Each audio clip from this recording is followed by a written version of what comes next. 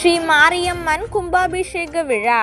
தியாகி இம்மானுவேல் சேகரின் பேரன் MP செல்வம், தீபக் உள்ளிட்டோர் பங்கேற்பு.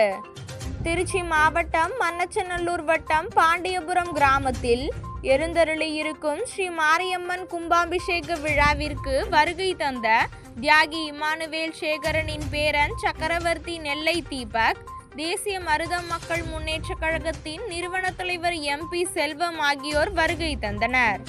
அப்பகுதி ஊர் முக்கியஸ்தர்கள், கிராம பொதுமக்கள் உற்சாக வரவேற்பு அளித்து சிறப்பு விருந்தினருக்கு மாலை அணிவித்து பரிவட்டம் கட்டப்பட்டது.